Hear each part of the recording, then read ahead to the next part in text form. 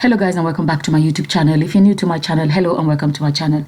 My name is Summer. So this video I wanted to share with you guys some pictures of Bushiri. For those of you that do not know, Bushiri is a Malawian pastor that moved to South Africa, and at the moment, you know, he's been investigated. He's actually held, him and his wife held at the moment, and they're trying to get a bail. They've not got the bail, so they're basically in custody, and because of accusation of money laundering and fraud and all of those things. So just a bit of a background for anybody that does not know. I just wanted to share with you guys pictures of this man before, okay, before he became a rich pastor. Now, these are some of the pictures. I'll show you the pictures, then I'll show you guys the pictures, and then I'm gonna just say what I really want to say. So these are pictures of him, maybe when he started. You know, they always start small, and then they grow and grow and grow, and then financially and everything. And okay, so you can see he's just an everyday man. He looks like a typical African man that is not financially okay. If you look at this first picture, he doesn't look like it. You look at his shoes, you look at the whole, you know, combination of his clothing, you can tell he's not swimming in money, okay? And then you look at the next one, and look at the whole shebang, like his clothes. And I'm saying this because if you know what he looks like now, you would know that this is a completely different, you know, person he was, like financially before. And that's him there. You can see he definitely was not a rich man. If you're looking at that, and look at this one, there's another picture of him. Okay, that's, you can see him there sitting on the grass there. And then this picture, I don't know, I'm not even sure if this is him. Well, people say is him. And this one has a caption saying before he loots South African's economy using excuse me, I'm not gonna laugh. Before he loots South African economy using the Bible. Excuse me. Okay, and that's him again. Like the other ones, he doesn't look well off. You can tell that he's just an everyday man. You know, this is him again. This is him as well. You know, and this picture, if you look at that, it looks like the Bible. So it's possible that was him evangelizing, or, you know, whatever it is. And one thing that came to my mind that I want to talk about here is, you know, I've always made videos where I say, no matter what you think about a lot of pastors, I'm not saying all, you know, what we think about a lot of pastors, there are some of them that may have started right with the real zeal to do the work of God, to do the evangelism and everything.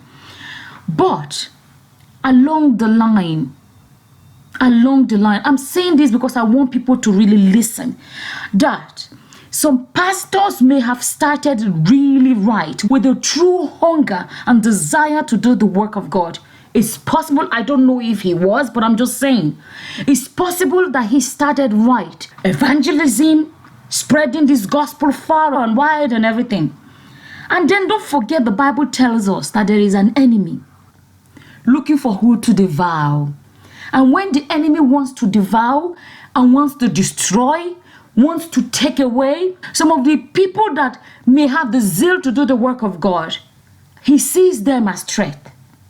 And what does he do? He wants to pull them and use them to pull others. I'm going back to what I was saying, that some of them may have started right. But I've made a video, I will link it for you guys to check it out.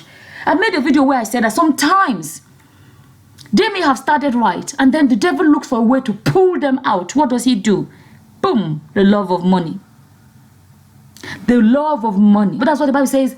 The love of money is the root of all kinds of evil. Remember, I didn't say money. No, the love of it. Some people have fallen in love with it, and in the process, they've missed the mark. In the process, they've gone the wrong direction. In the process, they've been dragged away from true gospel.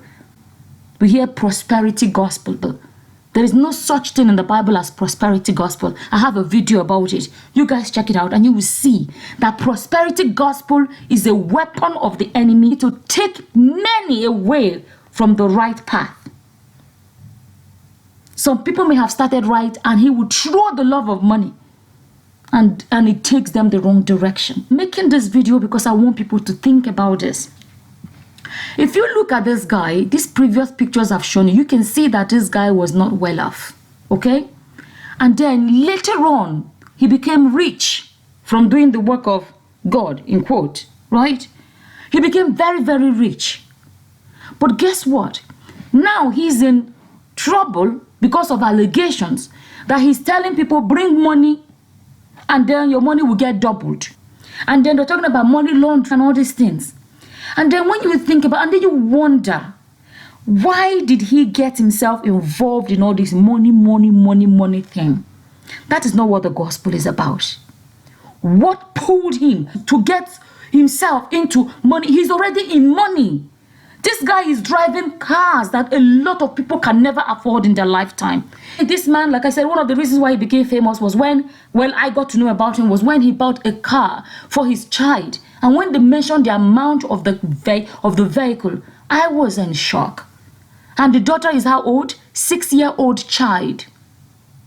Bought an expensive car for. This guy is living in a mansion. And yet, he has all this money. I'm going back to this thing about the love of money. He already has all this money. Compare it to the before and the after. He already hit the jackpot. He already made so much money, but he couldn't stop. He couldn't stop. He's still getting into more and more. When he was this ordinary guy without all that money, I bet he would say, if I could make money like such and such, I'll be happy. But guess what? He made money more than he could have even imagined, and yet he wasn't satisfied. And yet he was getting himself into situations that got him to the point where he's being held now, going to court because of money. You would think that with all the money he had, that should never be something that he would get himself involved in. You know what it is? It is that thing called the love of money. The love of money. It's not just about pastors or whatever. It can happen to anybody. I'm saying it because I want you to look at your life and be conscious of this. It's like a demon that possesses people. That is why no matter how rich people get, they are never satisfied. They want more, and they want more, and they want more. Look at our politicians. They are stinkingly rich. But yet a lot of them keep putting their hands in one mago or one thing or the other. They keep wanting more money. Wanting more. And you're like, what are you ever going to do with this money? We know some former governors, former presidents, former whatever. Yet they are still rushing up and down about money, getting their hands dirty, getting themselves involved into trying to get more and more. And you're like, the money they have, they can never spend the money they have in their lifetime. Some of them have made enough money that even if they never move a finger again in their lives, they will never be poor. But yet they keep chasing more. Do you know why? Because the thing is like a demon. It has stolen their souls. They have lost it. They've lost control of everything because that demon is like a demon that has possessed them. I'm saying this because you that you're watching my video, sit back and reflect on your own life. Do not be one of those people that this can happen to. I made the video where I was talking about how St. Paul said, I have learned the secret of being content. Why did he use the word a secret? Because it's the truth that a lot of people have not yet grasped. I'm talking about Philippians 4 verse 12.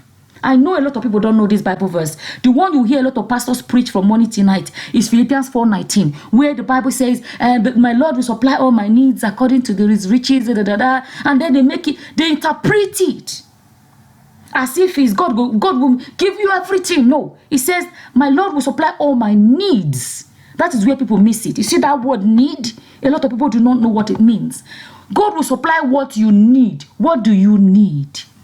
Nobody needs several cars, several houses. Nobody needs billions and billions and billions of naira. Or billions and billions and billions of money. Nobody needs it. But people keep chasing that.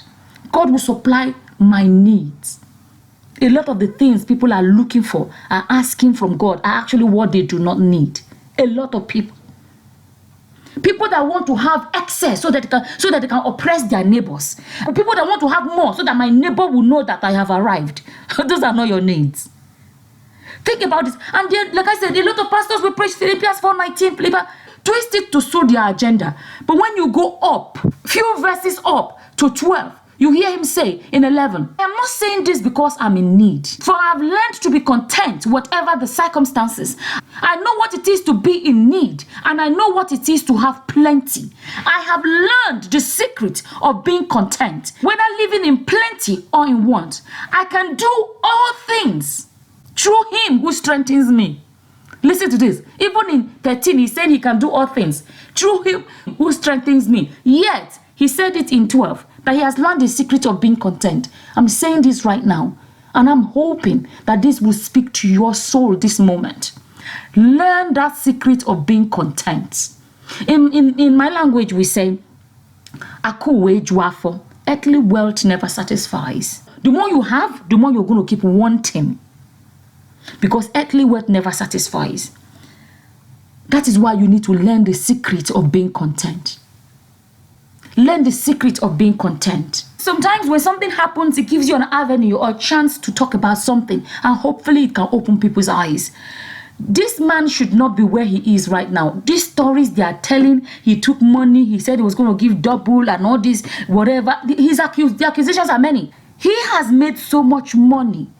He shouldn't be in a position where he should find himself like this. This is something that affects a lot of people. And it is called the love of money. Don't be one of those ones that money will drag where you do not want to be. Learn to control your money. Don't let money control you. Are you listening? Because there is an enemy, and he will look for any avenue to get you. And one of the biggest, easiest avenue to get a lot of people is that love of money.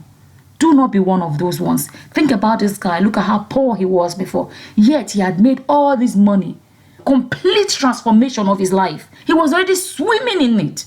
But he wasn't satisfied.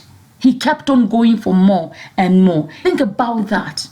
Look at who he was before. And look at who he became. And think about the fact that if there was contentment with whatever money he already had, he wouldn't be where he is right now. He wouldn't be. I'm saying this. I'm not saying if you're poor, you are struggling, you should fold your hands. What I'm saying is that you have made money. You have a good job that provides for your needs. Learn to be content. Don't allow money to be all you think about. Money, money, money, money, money. Sit back sometimes and evaluate. Count your blessings and actually say, I actually have a house. I have a car. I can afford my children's education. I can feed. I have money in my account. You know, I have what I need. And refuse to be one of those ones that will be chasing money as if something has possessed you. What I'm saying is that don't get carried away where money then controls you. So I'm just hoping there's nothing else you got from this video. Just get this out of this video. Look at this man. Look at where he was coming from. That man that he was, where he was coming from, would have been praying to get to where he got to. Would have thought that when I get to that point, I'm going to be so happy. But he got to that point, and yet he didn't stop. Not the ordinary hand. It is something called the love of money. It's like a demon. If you take nothing else out of this video, please take this. Do not let money control you. Learn the secret of being content. And with that, I'm just going to say thank you for watching. Until the next time, guys. Bye-bye. Bye.